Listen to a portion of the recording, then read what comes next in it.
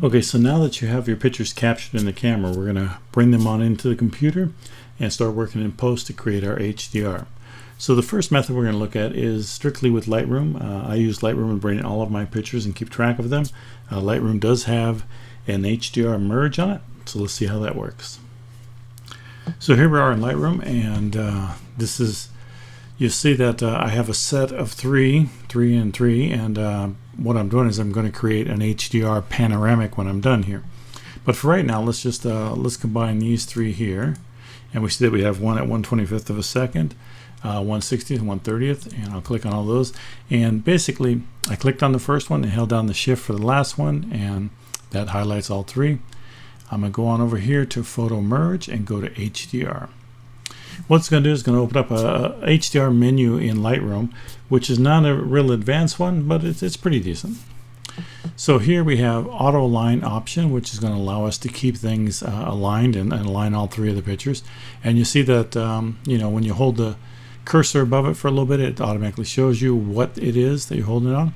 Auto setting just picks the color and tones, applies them. Deghosting amount, deghosting is if you have something coming across the frame. So when you take three shots, let's say a car is moving across or a person's moving across, you're going to end up with three people. They're going to look like a ghost going across your frame. So what this does is this will pick one of those frames to either use that person, or in some cases it will just remove it completely.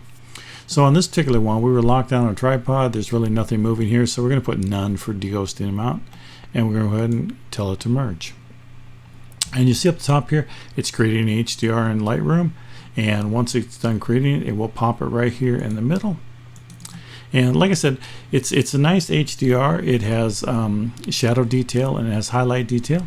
And from here, we can go in the develop module and play with it a little bit and make it a little bit more of what we want, or add some contrast, add some tones to it, whatever we want to do. Now, another method of doing HDR is through Photoshop. And so let's check how that works. So in this case, I'm going to click on the first one. You notice that we have the HDR in the middle of the other two that I want to get. I'm going to hold down my Command or Control key and click on those. And again, I'm going to right click it. And this time I'm going to go to Edit in Adobe Photoshop. And I'm going to go down here to Merge HDR Pro, Merge to HDR Pro in Photoshop. And I click on that. And so what this is going to do is it's going to open up Photoshop, send our three pictures on over here. And you see that it's thinking, and it's still sending all three of them on over there. You see that we got the three layers here. Merge to HDR Pro. And it's still working on it, and it's getting the last one here. And then it's going to start merging it. And here we are in HDR Pro, and let's wait a sec here, make sure everything's in. Let's see, I think we have it at 100%. We'll go 200%. Let's see. There we go. A little better, a little larger image for you to see here. So you see that we have a lot more controls here in Photoshop for HDR. Edge glow radius, basically how far of a section of radius it's going to take. We're going to set that back to where it was, right around 16. And strength, I'm going to leave the edge smoothness if you want to click on that. Preserve smoothness while boosting detail. That's not a bad thing to have, because we're going to boost up some of the detail. Now, tone and detail here. Gamma, we can see when we pull it all the way over here what this actually does. You have to release it. You can see that the gamma, it takes the gamma channel and adjusts that. And we don't really want that, so we want this back in the center where it was at. You can adjust either side. Exposure, I might darken this down just a little bit, and again I'll drag it all the way over here so you can see. Darken that side, lighten over here. So we'll put it just a little bit, like -25, just darken it up a little bit. Now detail is where we can sharpen it a little bit, and you can see that that's coming up pretty good. I don't want to play with that too much. Go with the advanced here. We can really play around with some of the stuff here. Now in shadows, we can boost the shadows so they're a little bit brighter. But actually, I'm going to make them just a tiny bit darker here. And I like the way it is. And on this one, once you click on it, you have to let go of the mouse button to see what it does. Highlights, I'm going to boost them up just a little bit. Vibrance, I'm going to bring that up a tiny bit. And maybe a little bit more. And saturation, I don't know how much more I want to do. That looks about good. So the other thing too that you have here, this is the way that I'm gonna set it, and I can put OK. But I do want to show you up at the top here. We have presets, and you can see that we have City Twilight, Flat, Monochromatic, Artistic, Monochromatic, High Contrast, Low Contrast, Photorealistic, High Contrast, Low Contrast, just Photorealistic, Saturation. So these are all presets, and well, I'll just show you a couple. And we'll go to Photorealistic. Click on that, and you see that we have Photorealistic there.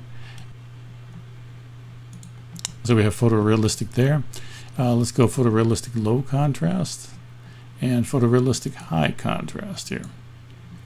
And High Contrast a little bit too much. I don't mind Photorealistic Low Contrast. You see that it adjusts these around too as we're doing it. The vibrance is up. The highlights have been brought down. I'm going to adjust the highlights up a little bit higher, just to add a little bit more contrast between these two. Exposure I want to bring down to just a tad. All right, so I like this one. I'm going to keep edge smoothness on, and we're going to put OK. And you'll see that Photoshop is now working to set this back. And here is going to be our merged image in Photoshop. And there it is right there. And again, we have all of the tools in Photoshop that we can work with this on. But I'm going to go ahead and just click on here and save real quick. I'm going to save real quick. And go back over here, and we're going to see that this new one entitled Edit is from our Photoshop here. Now this one is a TIFF, and let me just open this up, and you see this is our Photoshop edit now. So now we have two HDRs back here from two different programs. So let's look at the third and final program that I have. So you can see now that we have the HDR one from Lightroom, we have the HDR one here from Photoshop, and you see that our three main pictures are separated quite a bit. So I'm going to click on this first one, hold down Command or Control, click on this one, and click on that one.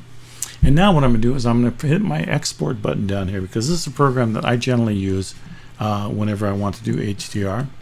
And it's Aurora 2017, and I'm going to use the original images and group no presets, image format original, and I'm going to go ahead and export these on over. And they have a Aurora 2018. I don't have an update on it, but I like this program. HDR image will be made from this, and this is telling me the images. I can tell it's alignment, but we were on a tripod, so they should all be okay. We'll create an HDR out of it. And again, when this program is going to take a little bit longer to load everything,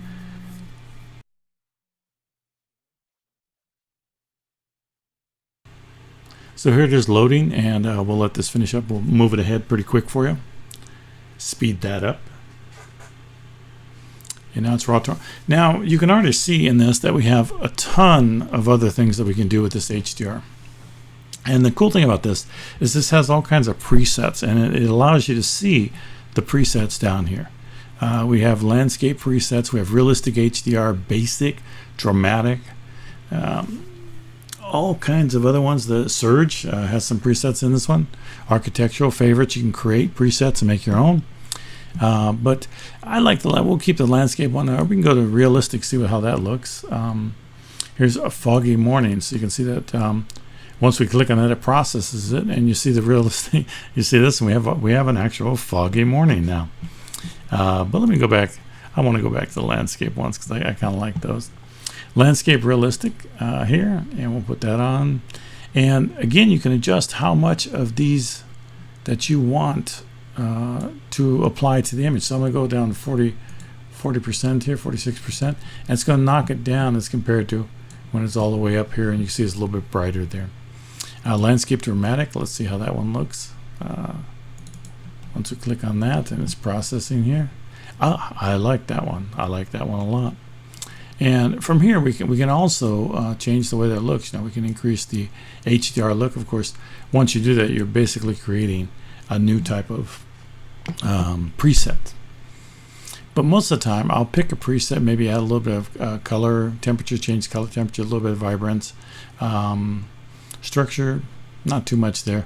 Once I see what I like, I will go ahead and send this on over, back on over to Lightroom or to Photoshop and play around with it. But You can see that this just has a ton of things that you can do with it. I mean, this has all, you can add a little bit of vignetting if you want here to the edges, and let's just do that. Size there, and let's see inner light, and let's see what, oh, look at that.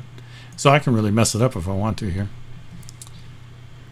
So we'll take that down. So vignetting, you have options here, and this could turn it off and on if you wanted to look at it.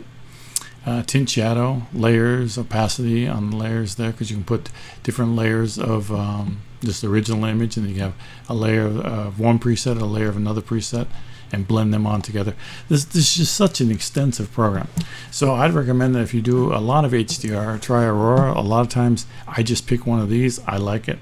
I go with that, and again, I'm back to landscape dramatic, get rid of the stuff that I've goofed up, and I'll make a little adjustments in Lightroom or Photoshop. But right now I'll keep it here at landscape dramatic, all the basic ones, because when I combine this for my panoramic, I want to make sure they're all the same, and then they'll look good. So I'm going to apply this,